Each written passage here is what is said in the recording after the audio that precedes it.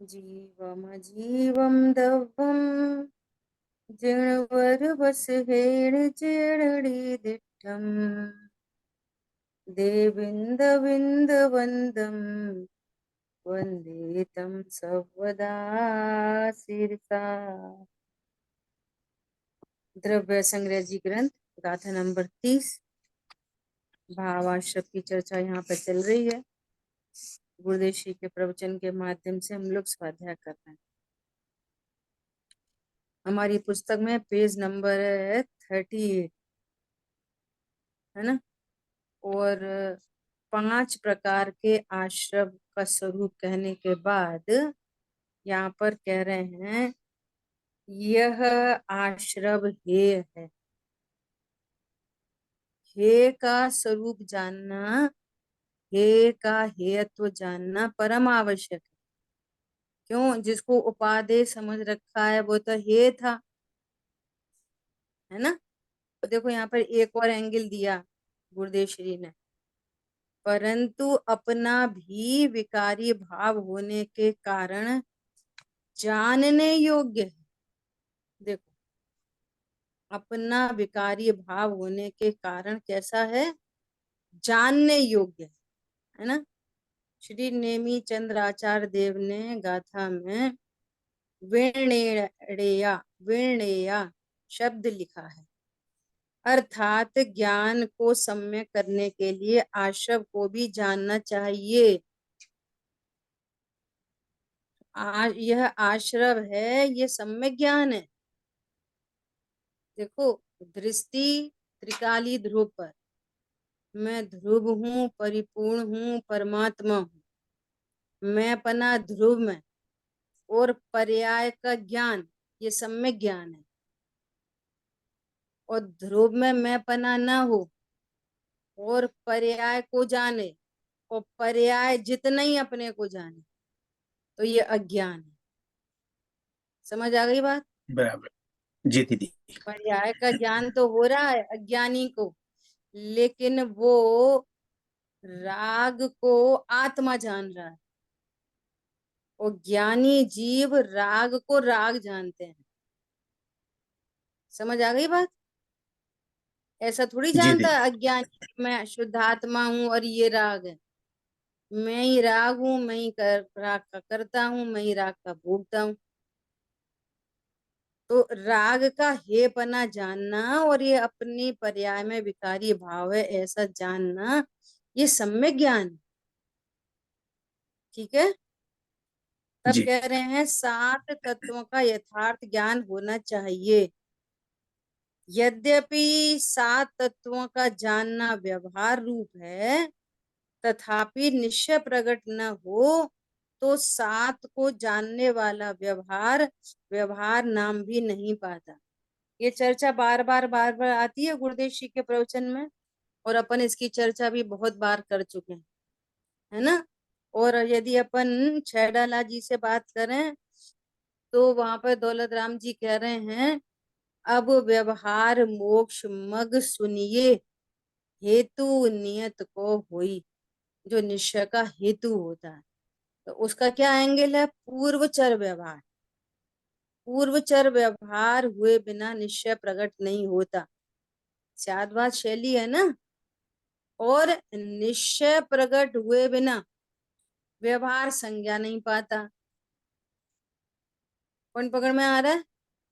और जी दीदी निश्चय बिल्कुल। का शतान होकर ही व्यवहार का सच्चा ज्ञान होता है। परमार्थ जब पता चलता है तब तो व्यवहार का व्यवहारपना भाषित होता है। जैसे फॉर एग्जाम्पल, मैं संगी पंचेंद्री हूं। अब परमार्थ का ज्ञान हुआ क्या? अरे, मैं तो अमूर्तिक प्रदेशों का पुंजू अतीन्द्रिय महापदार्थ हूं। तो जो परमार्थ का ज्ञान होता है कि मैं अतीन्द्रिय हूं कि इंद्रिय वाला हूं, अरे नहीं, मैं तो अतीन्द्रिय महापदार्थ हूं, तो पता चलता है इंद्रिय वाला कहना व्यवहार है। समझ आ गई बात? और निश्चय को न जाने, और जिनवाणी में लिखा संगी पंचेंद्री, और वो अपने को कहता है मैं तो व्यवहार से संगी पंचेंद्री कहता हूँ। तो उसके ज्ञान में तो व्यवहार परमार्थ जैसा बना रहता है। जब परमार्थ को जानता है तो व्यवहार ज्ञान सत्यार्थ होता है। पॉइंट पकड़ में आ रहा है? ऐसा जी दीदी। स्यादबाद शैली से पूर्वचर व्यवहार विधि तो ऐसे ही बनेगी।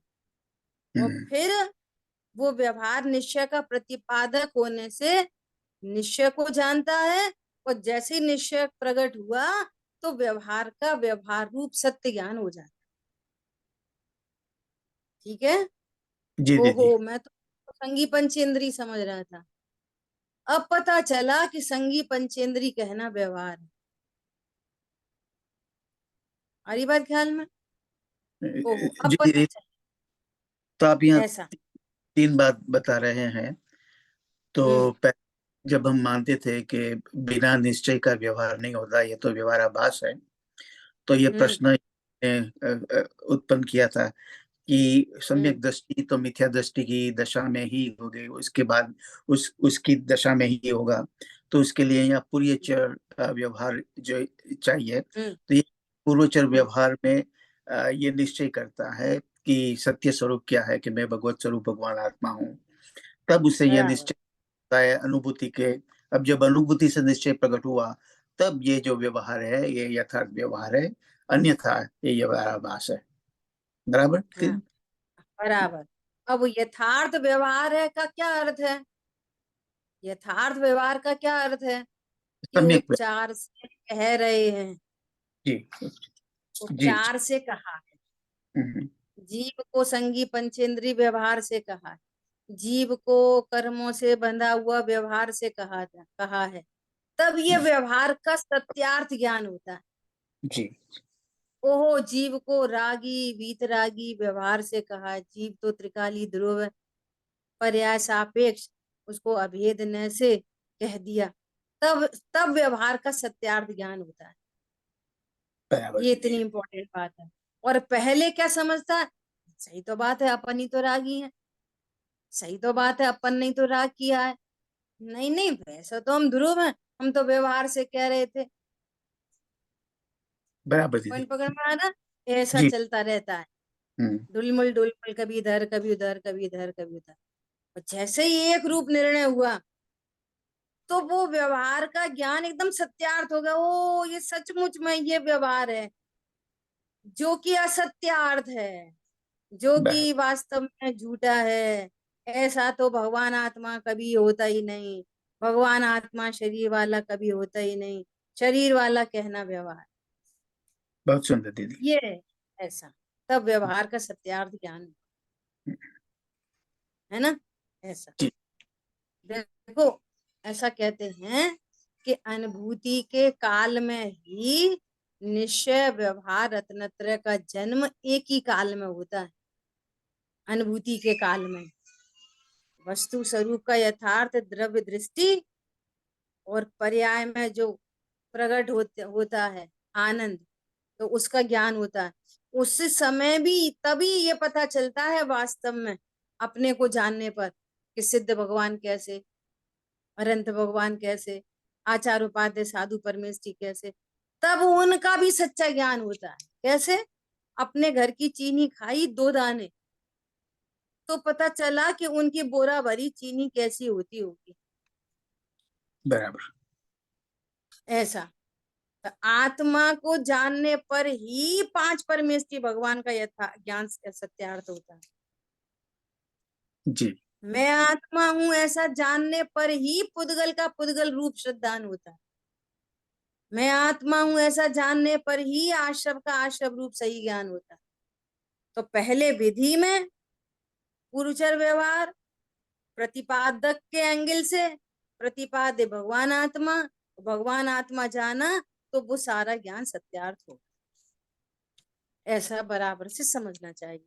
और आपको जगह जगह ये दोनों बातें लिखी मिलेंगी। और गुरुदेव श्री के में तो यही बार बार लिखा मिलेगा कि निश्चय प्रकट होने से पहले वो व्यवहार व्यवहार नहीं है। यही मिलेगा आपको ज्यादा। लेकिन कहीं कहीं ये भी मिलेगा कि पूर्वचर व्यवहार होता है। ये भी मिलेगा। तो जब जहां जैसी विवक्षा हो वैसा समझना चाहिए, टेंशन की कोई बात नहीं है, वस्तु स्वरूप ऐसा ही है। ठीक है। जी। जी। अतः प्रथम, देखो अगली लाइन में क्या कह रहे हैं, अगली ही लाइन में बोलते हो, पहले क्या बोल रहे हैं, तथापि निश्चय प्रकट न हो तो सात को जानने वाला ज्ञान व्यवहार नाम भी नहीं पाता, है ना, खुद ही ने ऐसा कहा। अब खुद ही हम्म। अगली लाइन में क्या बोल रहे हैं, अतः प्रथम सात तत्वों का यथार्थ ज्ञान तो होना ही चाहिए।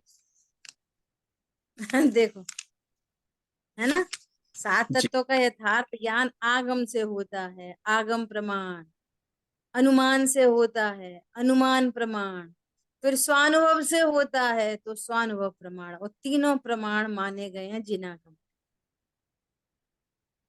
ठीक है।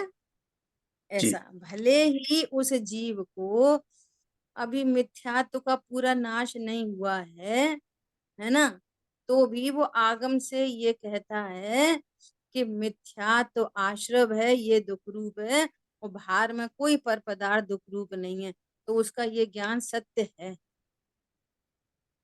कैसे सत्य है, आगम प्रमाण और अनुमान प्रमाण, अपने अनुमान से कह रहा है। अनुमान मतलब सपोज नहीं, निर्णीत ज्ञान है, बिल्कुल डिसाइडेड, ये बात एकदम सत्य है। ऐसा। अब देखो आगे मिथ्यात्व के भेदों की चर्चा है, बहुत सुंदर चर्चा है। मिथ्यात्व के पांच भेद हैं, अभेद में तो भेद नहीं है, परंतु पर्याय में भूल होने के कारण ये पांच भेद।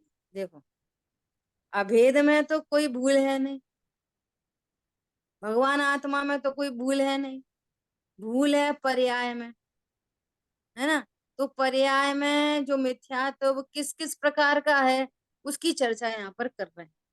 वस्तु स्वरूप कैसा है, उत्पाद व ध्रुव युक्तम सत, वस्तु अनेकांतात्मक है, वस्तु अनंत धर्मात्मक है। वस्तु को यदि अनंत धर्मों को देखा जाए तो वस्तु में एक द्रव्य स्वभाव है और एक पर्याय स्वभाव है ना। वस्तु सामान्य विशेषात्मक है, पूरी वस्तु, है ना, और कैसी जी। है, भेदा भेद रूप है क्षेत्र से, नित्य अनित्यात्मक है काल से, हम्म। और भाव से एक अनेक रूप है। ये वस्तु है पूरी प्रमाण की वस्तु, है ना। अब देखो, वस्तु के एक पक्ष को सर्वथा यथार्थ मानना एकांत है, या तो ऐसा माने कि वस्तु नित्य ही है, या फिर ऐसा माने कि वस्तु अनित्य ही है ना। तो ऐसा मानना क्या है, ये एकांत मिथ्यात्व। ठीक है। जी। अभी देखो इसकी अब चर्चा करेंगे अपन अभी। बौद्ध मत वाले आत्मा को सर्वथा क्षणिक मानते हैं और कोई सर्वथा कूटस्थ मानते हैं, वे सब एकांत मिथ्या दृष्टि है। वास्तव में तो आत्मा भेदा भेद स्वरूप है, ऐसा न मानकर सर्वथा नित्य या सर्वथा या अनित्य मानना ग्रहित एकांत मिथ्यात्व है, क्योंकि ये जन्म के बाद नवीन धारण किया हुआ मिथ्यात्व। देखो, ये ग्रहित मिथ्यात्व में, ये वाली बात ग्रहित मिथ्यात्व में जाती। ठीक है। अब देखो, जी।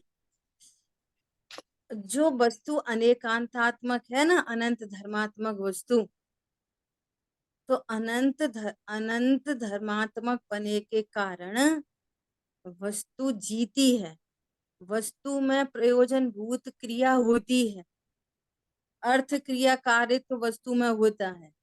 अब अपन एक दृष्टांत से समझें कि यदि वस्तु सर्वथा कूटस्थ हो, सर्वथा कूटस्थ, एग्जाम्पल ले लो सोना, सोना सर्वथा सोना हो, है ना, तो बोलो कुंडल हार अंगूठी चूड़ी कैसे कैसे प्राप्त करोगे, वो तो सोना ही रहता है बस, उत्पाद वे तो उसमें होता ही नहीं है। तो ऐसे सोने का क्या करेंगे जिसकी चूड़ी नहीं बन सके, अब मान लीजिए चूड़ी पुरानी हो गई तो अपन ने विचार किया कि चलो ऐसा करें, इसकी चेन बनवा लें। तो चूड़ी का व्यय, चेन का उत्पाद। अब ये कह रहे कि नहीं, ना तो चूड़ी बनेगी ना चेन बनेगी, वो तो सोना सोना ही रहेगा। तो जिस सोने में कोई प्रयोजनभूत कार्य नहीं हो रहा, तो ऐसे सोने का क्या करेंगे? पॉइंट पकड़ में आया? अब कोई बोले जी दीदी। कि नहीं, वो तो सर्वथा अनित्य है, उसमें सिर्फ उत्पाद व्यय होता है। तो उत्पाद हुआ चूड़ी का, तो किसकी चूड़ी? द्रव्य कौन सा? कि द्रव्य कुछ नहीं है इसमें, तो बिना हम्म, द्रव्य के कौन सी पर्याय होगी? तो भी अर्थ क्रिया कार्य तो नहीं बनेगा। अब बराबर। बिल्कुल एक जनरल बात है, एकदम समझने जैसी। इसलिए ये एकांत मिथ्यात्व है। वस्तु ऐसी हो सकती नहीं, होती नहीं, ये भगवान ने कहा। वस्तु ऐसी होती नहीं, ये भगवान ने कहा। लेकिन हमारा ज्ञान भी अपने अनुमान प्रमाण से ये जान रहा है कि सही बात है कि विश्व की प्रत्येक वस्तु उत्पाद व द्रव्यात्मक होनी चाहिए। यदि वस्तु में एक पक्ष होगा, एकांत होगा, तो वो वस्तु किसी काम की नहीं होगी। गाड़ी तो है लेकिन चलती नहीं, बराबर। चलती तो है लेकिन सीट नहीं। हम्म। ऐसी दोनों तरफ से गाड़ी बेकार है। पहिया पहिया है, ध्रुव सीट नहीं है। हम्म। और सीट अकेली है, पहिया नहीं है। तो स्थिरता भी चाहिए और मूवमेंट भी चाहिए, तो वो वस्तु काम की है। और कोई एक पक्ष हो तो वस्तु ही पना सिद्ध नहीं होगा। देखो कूटस्थ हो तो कितनी समस्याएं हैं। पहली बात तो पहली पर्याय नहीं कोई होगी, हम्म। तब तो कहेंगे कि अब इसका व्यय नहीं होगा।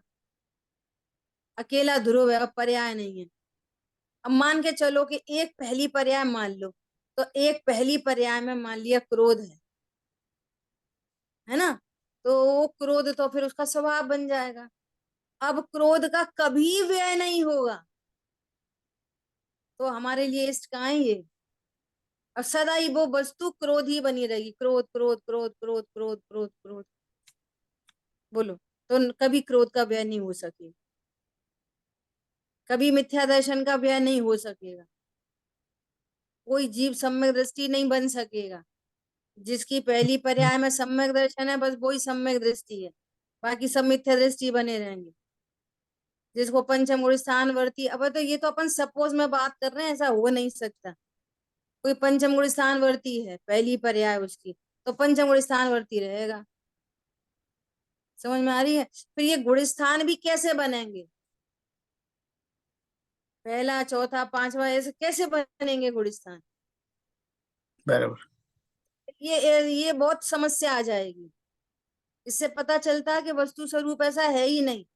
मिर्ची तो है लेकिन तीखी नहीं है, तो मिर्ची कौन कहेगा उसको?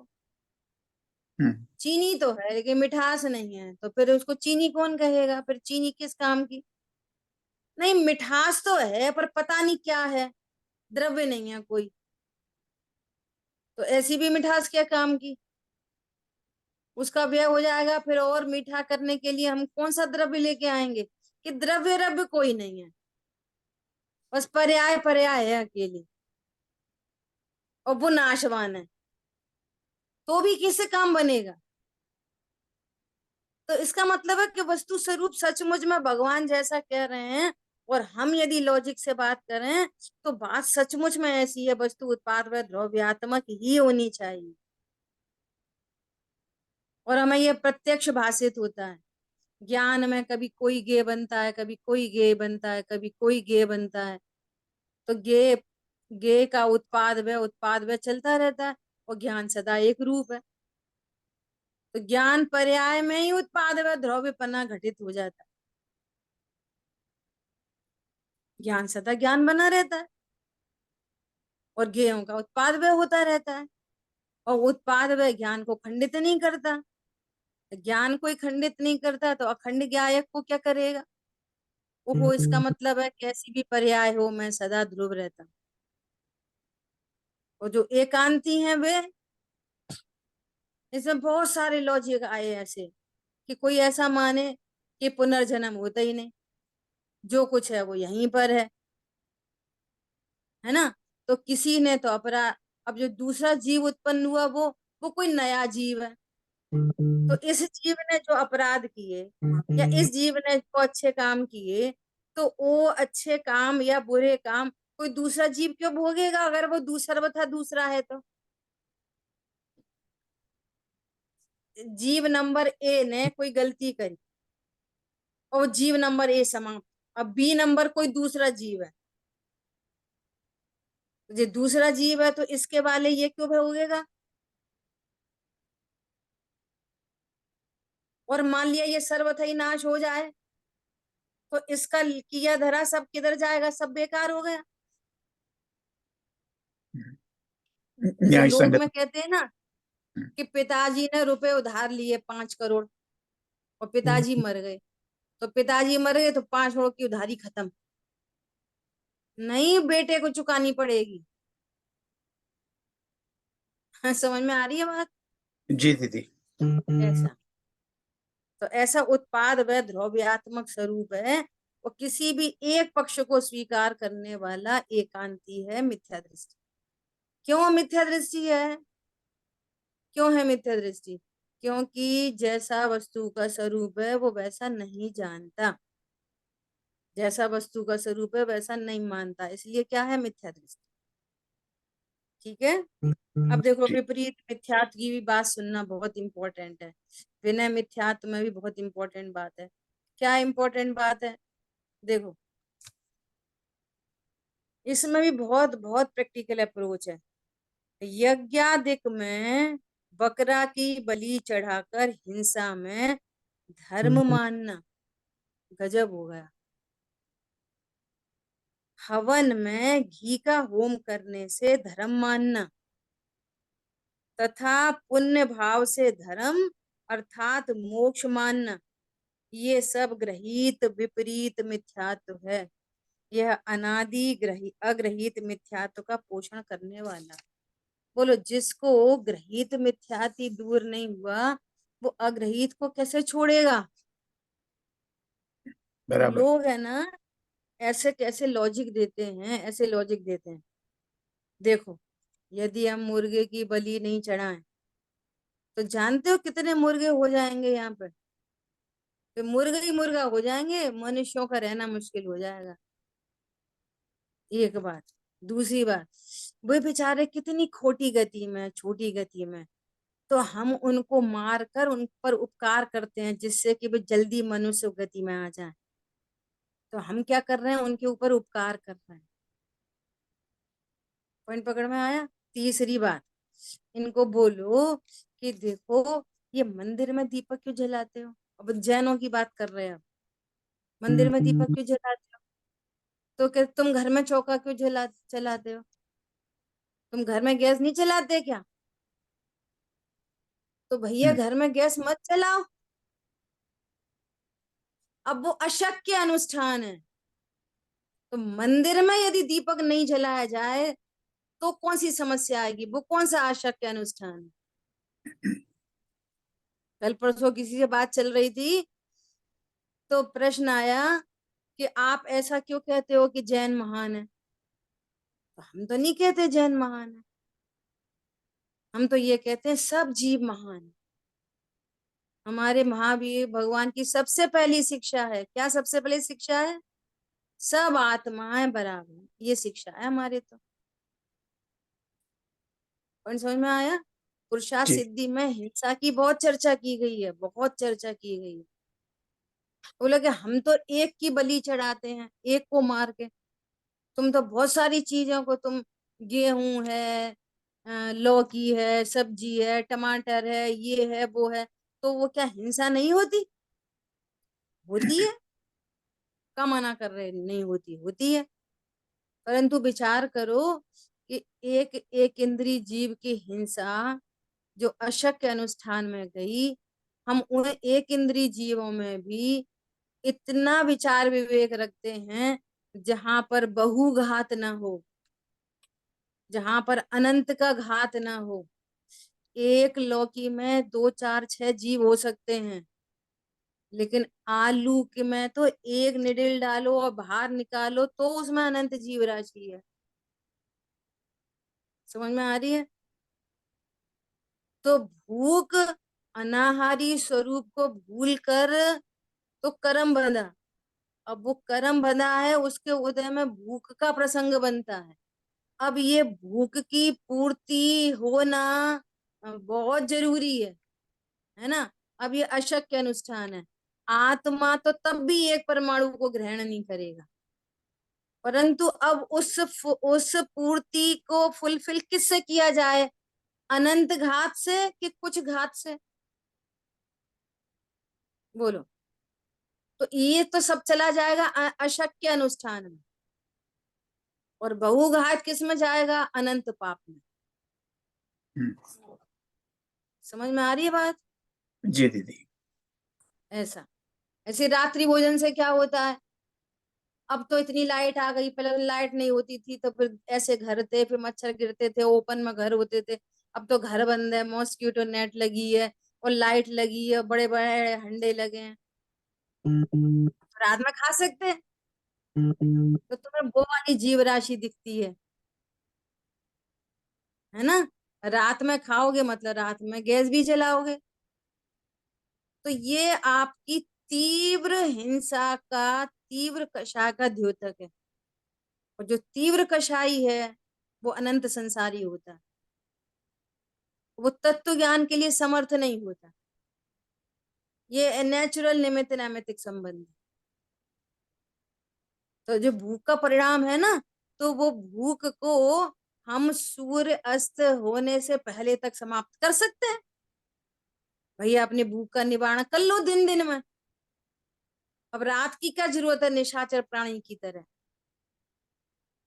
समझ में आ रही है बात? तो ये कषायों का खेल है सारा का सारा। और ये सब इसको ग्रहित मिथ्यात्व में कह रहे हैं, विपरीत मिथ्यात्व है ये। कोई घर दीदी, में हवन के नाम पर वो यज्ञ करते हैं। जैन लोग, जैन मुमुक्षु, नया घर बनाया तो अब हवन करो, हवन करो। उनको ऐसा लगता है कि धुआं करेंगे तो या घर में कोई भूत रहते होंगे, कोई पिशाच रहते होंगे, तो वे चले जाएंगे। भैया भूत पिशाच भी तुम्हारे धुआं उआं से उन्हें कुछ नहीं होता, वे व्यक्ति के शरीर के धारी होते हैं। उनकी थोड़ी तुम्हारी जैसी आंखें हैं कि धुआं गया आंख में, चलो भागो भागो भागो। व्यक्ति के शरीर में धुआं से क्या होता है? कुछ नहीं होता। क्या नहीं है ना, कुछ अता पता नहीं है। एक बात, दूसरी बात बहुत इंपॉर्टेंट है कि इसी घर में अभी भी इसी घर में यदि कोई भी अंतर जाति का देव रहता हो, तो वो हमको तब नुकसानदेह बनेगा जब हमारा ही पाप का उदय होगा। रहता रहे कुछ फर्क ही नहीं पड़ता।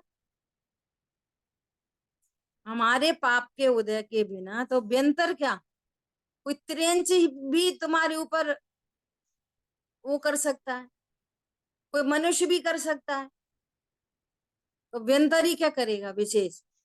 तो ये सब पुण्य पाप के खेल हैं बाहर में। वास्तव में बिना किसी उदय के पर द्रव्य दूसरे जीव को कुछ नहीं कर सकता।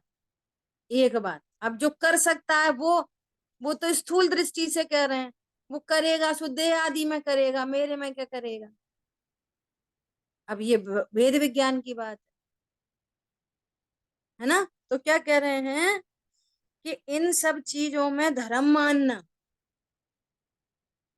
ये क्या है? ये यहाँ पे ग्रहण किया, ग्रहित किसी ने बोल बोल बता दिया ना। क्या बता दिया? तुम घर बनाओगे और भी लोग मना करेंगे सो तुम मत मानना, तुम तो जरूर यज्ञ करना, धुआं करना, थोड़ा धूप बत्ती अगरबत्ती। सो उसको भी लगने लगता है कि हाँ हाँ करना करना। प्रश्न क्यों करना? ऐसे थोड़ी धनराशि आएगी, थोड़ा ऐसा आएगा, थोड़ा पाप टलेगा। इतना कॉमन सेंस नहीं डेवलप हो रहा कि अन्य का घात करके तुम्हारा भला हो सकता है कभी?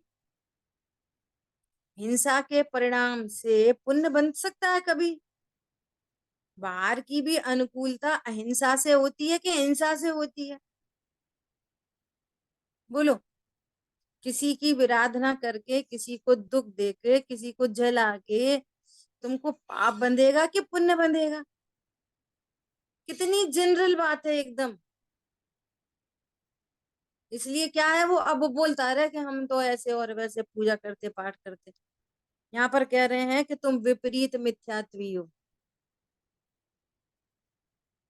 हरी बात ख्याल में, ऐसे बहुत सारे एंगल हैं, ऐसे लगा लेना। घर में शादी हो रही तो भट्टी को पूज के आओ। वो क्या करो, उसमें थोड़ी हल्दी और वो घी लगा के आ जाओ, तो क्या होएगा? देवता प्रसन्न हो जाएंगे, फिर अपने को कोई दिक्कत नहीं आएगी। विचार करना, कितने ग्रहित मिथ्यात्व हैं ये सब। दीदी मैंने एक और तर्क सुना, हम्म। कहा कि भाई ये जो मंदिर के अंदर जो आरती लेते हैं, दीपक से आरती लेते हैं, तो कहा हम्म। ये तो रूढ़ी है और ऐसी आरती से सभी जीवों का भाव एकत्रित होता है और सभी अपना भाव प्रदर्शित करते हैं। और आप हम्म। भी गाड़ी से ही तो मंदिर आए, तो कितने जीव को मार के ही आए थे। जब सोचो हम्म। सारे दिन आप कितने पाप करते हो, एक खाली एक जिसको सामान्य रूढ़ी के लिए आप क्यों इतना भी बात करते हो कि ये नहीं चलाना चाहिए। ऐसा तक भी लोग प्रकट करते वो अपनी कषाय का पोषण करने के लिए जो अशक्य चीज है, जिसके बिना चल नहीं सकता, उसका हवाला देते हैं। हैं। जी। और उसके दो दो तर्क हैं, उसके दो तर्क हैं। एक तर्क ये है कि एक तो ऐसी गलती है जिसका हम निवारण नहीं कर पा रहे, क्योंकि हमारा घर इतना दूर है, मान लिया 2 किलोमीटर 4 किलोमीटर है, तो हम रोज रोज पैदल नहीं आ सकते, वो हमें देव दर्शन करना ही है, तो वो बिना गाड़ी के नहीं बन रही बात, है ना? एक बात तो ये हो गई। तो जी। अब मान लिया हमें उसका अफसोस है ना, कि इतनी हम्म, हिंसा हुई, हमको स्वीकार है हिंसा हुई, तो उसका मतलब ये थोड़ी है कि मंदिर में हिंसा करेंगे। और बराबर। ये कहाँ से अर्थ निकल रहा है कि हम्म, एक हिंसा ऐसी हो रही है जिसके बिना चल नहीं पा रही? सांस लेने में भी हिंसा हो रही है, तो हम्म, सांस लेना तो छूट नहीं सकता। पानी बराबर। छानने में भी हिंसा हो रही है, तो वो हिंसा तो छूट नहीं सकती। गैस जलाने में हिंसा हो रही है, वो हिंसा तो छूट नहीं सकती। और छोड़ दो तो शाबाश, हम्म, छोड़ दो बराबर। तो शाबाश। हम्म, सारे लोग हैं जो मुनि धर्म तो नहीं अंगीकार किया, लेकिन वे कभी गैस नहीं जलाते, नेचुरल फूड फूड खाते हैं होते हैं ऐसे बहुत लोग, तो हम्म, शाबाशी है आप। लेकिन बराबर। उसके बिना नहीं चल पा रही, तो उसका अर्थ ये थोड़ा ही है कि तुम धर्म क्षेत्र में आके पाप करोगे, हम्म,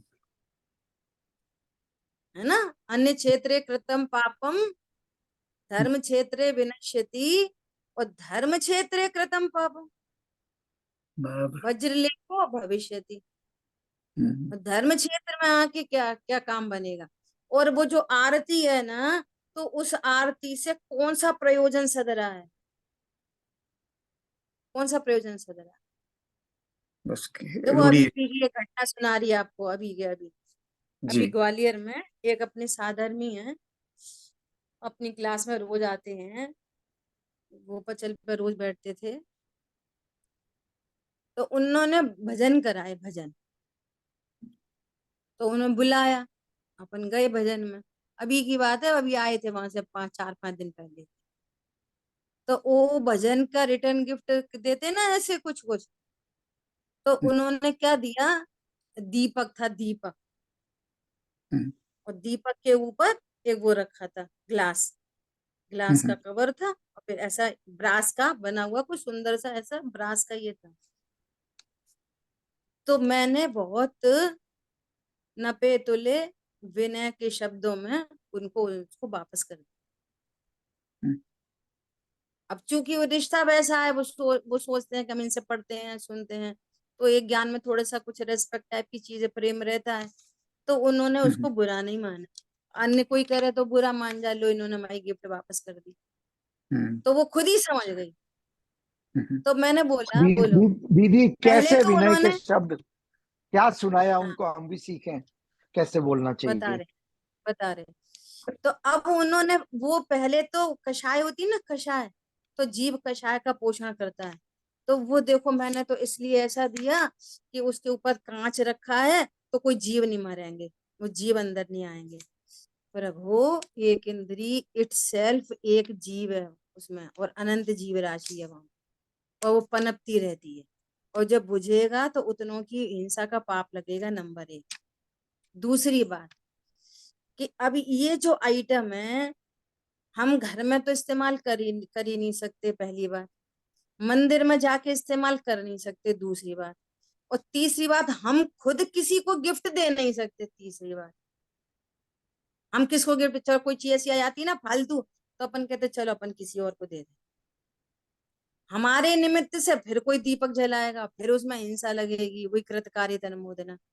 तो अपन ने उनसे निवेदन ऐसे किया कि बहन जी आप बिल्कुल ऐसा नहीं समझना कि हम आपको वापस कर रहे हैं, या आप अपनी ईगो हर्ट नहीं करना। हमारे साथ ऐसी ऐसी समस्या है, ना हम इसको इस्तेमाल कर सकते, ना किसी को गिफ्ट दे सकते, ना मंदिर में धर सकते, है ना। तो धन का भी व्यर्थ मिसयूज नहीं होना चाहिए, एक बात। और दूसरी बात उनसे ये नियम लिया कि अब तो तुम घरों घरों में भेज चुके, अब वो तो इतनी चीज वापस आएगी नहीं, है ना। तो आज ये नियम ले लो कि कोई भी ऐसी गिफ्ट देने से पहले आप 100 बार विचार करोगे कि ये अपने अनुकूल है कि नहीं। इतना उन्हें श्रद्धा है कि ये हमारे भले के लिए कह रही हैं, इसलिए सामने वाला उसका बुरा नहीं मानता। वो इतनी सी बात थी। तो ये उनसे नियम दिलवाया। क्या दिलवाया? कि इस तरह की चीजें आप कभी भी कहीं शादी के मौके पे, बर्थडे के मौके पे, या किसी अन्य मौके पर अन्याय, अनीति, अभक्ष ऐसी चीजों का कभी भी गिफ्ट किसी को लेन देन कभी नहीं करना। अब जैसे वो चलती ना प्रभावना, पाठशाला में, पाठशाला में बच्चों को गिफ्ट देते अपन, तो बिस्किट बांट देते, बाजार के बिस्किट। कभी नहीं करना चाहिए। चॉकलेट बांट दी, कभी नहीं। आप आपको ज्यादा, आप केला बांट दो, सेब बांट दो, ड्राई फ्रूट्स के छोटे छोटे पैकेट बना लो, पेंसिल दे दो, बुक दे दो, जिनवाणी दे दो, ऐसी चीजें दे दो। खाने पीने की चीजें देनी है तो वो चीजें दे दो। और नाश्ता ही कराना है तो किसी को बुलवाओ घर पे, और घर पे बनवाओ और उनको खिला दो। मंदिर में व्यवस्था है, मंदिर में किसी को बुलवा के छने पानी से बनवा के बंटवा दो। इतना तो विवेक रखना पड़ेगा।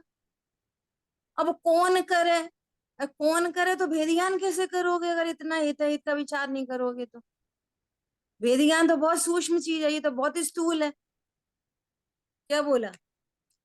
ये तो बहुत स्थूल चीज हो गई ना, अगर इतने में भी विवेक नहीं लग रहा तो। बराबर। और दीदी पहले आजकल खाना नहीं देगा, पैसे दे देते हैं। मिस नॉर्थ में कम होगा पहले के, हम लोग गुजरात बॉम्बे साइड पर देखते हैं, तो फिर वो हम्म प्रवाहना में पैसे दे देते हैं। वो भी बराबर नहीं है। पैसा देना तो सबसे सरल काम है।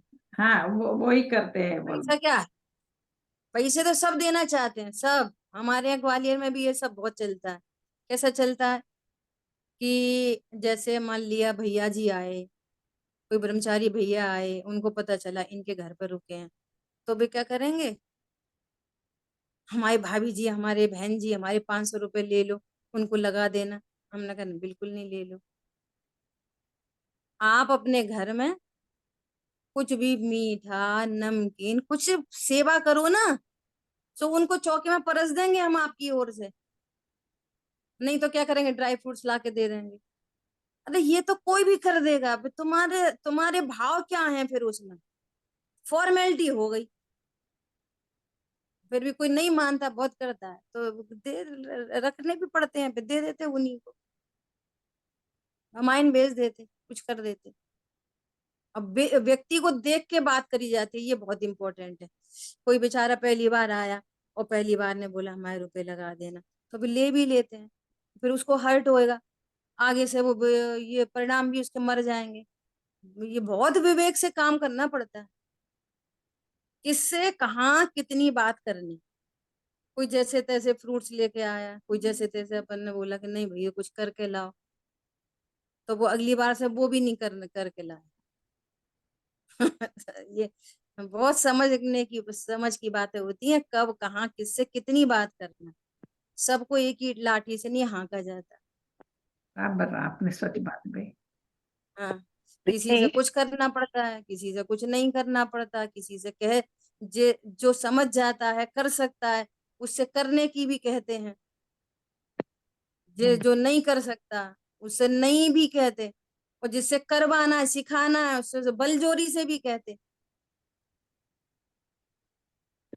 एग्जाम्पल जैसे अभी भाई सुमत जी भाई साहब आदरणीय आ रहे थे, है ना, तो मैंने पहले ही घरों में सूचना कर दी थी कि तुम्हारे घर से पूरे मखाने वगैरह सोध के रख के और भेजना। हम अकेले कितने सोधते रहेंगे, उनका कितना शोधन करना पड़ता है। और भाई जी को ये बिल्कुल पसंद नहीं था कि तुम हमारे किसी भी काम की वजह से और शिविर छोड़ो, सब में बांट लो काम।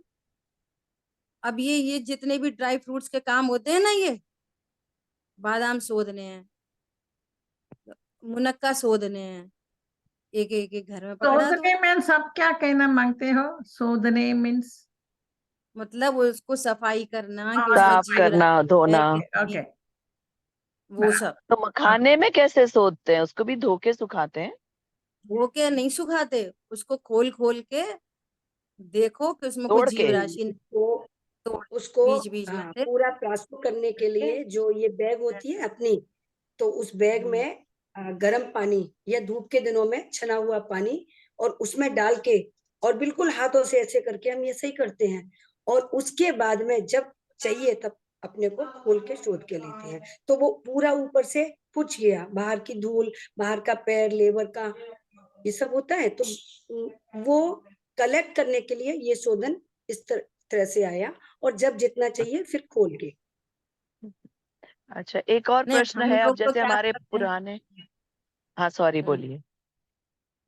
एक एक है ना, अपन ने साफ धुला कपड़ा ले लिया, जैसे घर में अलग से कुछ छन्ने रखते हैं ना, या हाँ हाँ। पोंछने के छन्ने हमारे अलग से रहते हैं, तो उसमें पूरे मखाने को पोंछा अच्छे से, जैसे काजू है बादाम है तो धुल जाएंगे, मखाने नहीं धुल सकते, तो उनको पहले अच्छे से पोंछ लिया कपड़े से, फिर उनको बीच में से करके उसमें देख लिया कोई जीव राशि है नहीं, वापस से हम्म, पोंछ के फिर उसको जिस काम में इस्तेमाल करना करो। ये धूप में पहले नहीं हम्म, सुखाते, पहले शोधन करते हैं, कोई जीव राशि वो मर जाएगी उसमें, तो पहले खोल के शोधन करेंगे, देखेंगे, हम्म, और फिर वापस धूप में गर्म तेज धूप में उनको सिखा के भर के रख दो, और अब जब यूज करना है तो यूज कर लो। तो एक अच्छा, खोल कर देखेंगे। हाँ हाँ, हाँ। ये अपनी क्वालिटी वाली बात हो गई, बिल्कुल ऐसे ही करना चाहिए।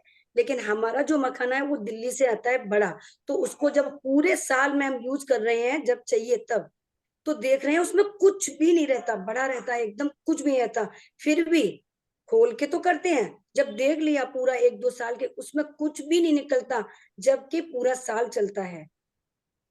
तो नहीं हम नहीं, लोगों ने नहीं निकलता वो अलग बात है, वो लेकिन तो ऐसे ही, तो कंपलसरी है। फिर उसको सुखाना कैसे चाहिए, कलेक्ट करने के लिए कैसे सुखाना है, वो एक मालूम पड़ना धूप चाहिए। में डाल दो उसको अच्छे से, जब तेज धूप के दिन होते हैं तो तो कैसे खोल के, वही पोंछ के खोल खोल के। के। हाँ हाँ, हाँ अगर आपने पहले से सुखा दिए और ना, उसमें कुछ जीव है, मर जाएगा वो। हाँ बाय, हाँ बाई चांस कोई हुआ। अच्छा, ये जो बराबर। चांदी के दिए वगैरह की बात है ना, तो ऐसे हम्म यहाँ पर भी कोई टाइम चला था, तो किसी की शादी में जाओ, कोई चांदी का छोटा सा दिया दे देगा, कोई अगरबत्ती स्टैंड दे देगा। तब हमें तो नहीं पता था। तो अब अगर कोई चीज है घर में, तो वो हम हम्म लोग भी ना ऐसे किसी की आई हुई भी किसी को देते नहीं है चीज। तो अब उसको हम्म क्या करें? इंडिया ले जाके गला दें? बिल्कुल, गला दो, अच्छा। ना खुद अभी एक इस्तेमाल अभियान करो ना निकला है, किसी को दे दो, गला दो। अभी एक अभियान निकला है, अभी अभी एक 5-6 महीने के अंदर में दिल्ली में एक बड़ी, आपने भी सुना होगा कि विशाल प्रतिमा जी बना रहे हैं, तो उसमें ये सारी चीजें कलेक्ट कर रहे हैं, पूरी एक यात्रा वगैरह कुछ निकाली है, ये पता चला है। तो हमने अपने यहाँ से भी कुछ चीजें निकाले हैं, तांबे का पुराना कुछ भी हो, इस तरह की कोई भी चीजें हो पीतल का, तो वो उससे लेके और उसको पूरी शुद्धिकरण करके और फिर एक प्रतिमा जी बना रहे हैं कि लोगों के घर में जो चीजें पड़ के रह जा रही है, तो उसका एक अच्छा यूज, एक कुछ नया अभियान कुछ कर रहे हैं, तो वहाँ कांटेक्ट करके बात कर सकते हैं। तो यहाँ सवाल ये होता है, अगर हम दूसरे को नहीं देते तो फिर भगवान में यूज कैसे कर सकते हैं बनाने में? उसको गला के शुद्धिकरण करके कहा है, ऐसे कुछ नया कर रहे हैं ऐसा। अब ये चलो ठीक है, इनका तो पार नहीं है, अपन तो अपनी सावधानी रखें और मूल प्रयोजन तो अपना ये है कि भेद विज्ञान करें और आगे बढ़ें। दीदी ठीक है? एक मखाने की बात निकली, मखाना तो वो पानी में से निकल बनता है, हाँ हाँ, तो भी वो अभग से में जाएगा कि नहीं जाएगा? तो फिर वो उसमें राशि ज्यादा मरती है तो पानी के, तो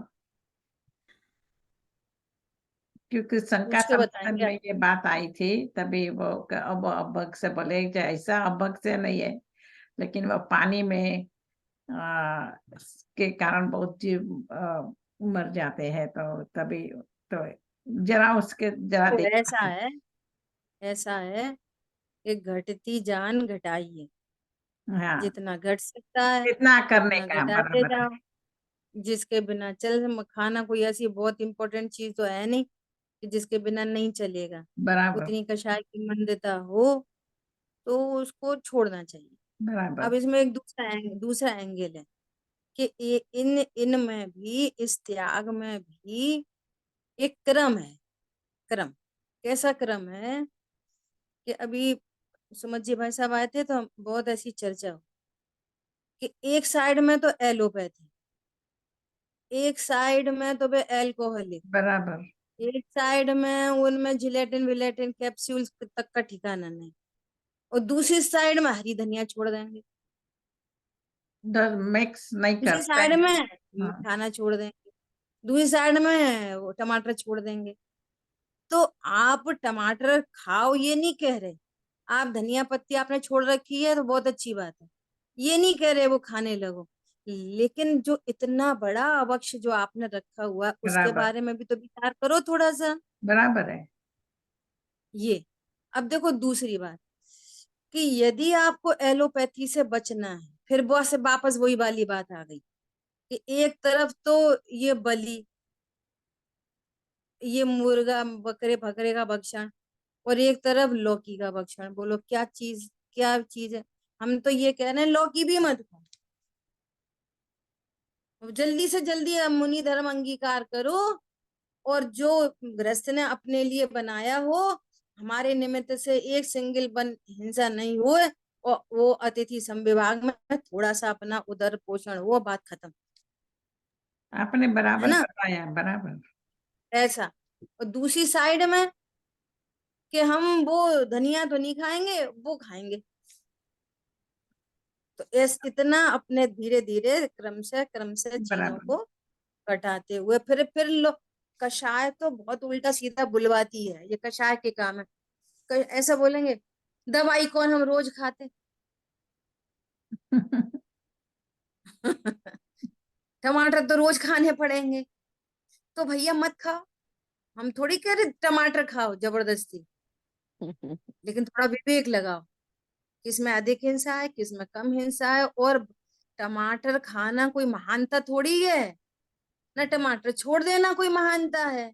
बराबर, सच अरे बात जो है। जितना अभी हो रहा है, टमाटर का इस्तेमाल हो रहा है क्या, अमरूद का हो रहा है, प्रभु इसका भी कब अभाव? भावना तो यही है, भावना तो भावना यही है में तो ना। अनाहारी तत्व हूँ, मैं खाता ही नहीं हूँ, हाँ, तो फिर भावना तो ये है। लेकिन तुम, टोडरमल जी ने कहा एक कपड़ा गंदा पहन लो और एक कपड़ा अच्छा पहन लो। शर्ट एकदम गंदी मैली, पैंट पजामा एकदम सफेद बढ़िया सा, तो ये शोभता नहीं है। ये बहुत समझ की बात है। ठीक है, शेष चर्चा आगे अपना करेंगे। विवेक सब में रखने का है बस। अपना विवेक सब में रख, सब में। कल कल स्वाध्याय कर रहे थे हम लोग किसका, छत्र चूड़ामणि का। उसमें ये आया कि अविवेकी पुरुष को जब तक वो अविवेक है तो वो हित अहित का विचार नहीं कर सकता, और जो अपने अहित का मार्ग है उसी का पोषण करेगा, यही उसका अविवेक है। अविवेक क्या है? जो अहित की चीजें है ना, वही उसको योग्य लगेंगी, इसीलिए तो अविवेक ही है। ये बराबर, समझ की बात। बहुत बढ़िया। तो ये वाणी सुमन प्रकाश जी वो न लोक सुवाणी मस्तक नमो सदा देतु हूँ दो। बोलिए द्वाशांगमयी जनवाणी माता की जय। जय जय हो, जय जिनेन्द्र। जय हो, जिनेन्द्र। जय जिनेन्द्र। बोलिए क्या बोल रहे हैं? सभी समय को तो जय हाँ, मैं एक जिनेन्द्र। जल्दी से पूछना चाहती थी कि जल मुझे तो अभी तक कोई नहीं है दवाइयाँ, पर इन जनरल अपन देखते हैं बढ़ती उम्र के साथ में बहुत लोगों को ब्लड प्रेशर और डायबिटीज की दवाइयाँ होती हैं, तो वो उसका कोई उपाय है अपने इसमें जो पूरा नेचुरोपैथी और पूरा सुमन प्रकाश जी बताते हैं? पूरा पूरा पूरा पूरा अच्छा, पूरा ठीक पूरा है। उपाय है। जय जिनेन्द्र। जय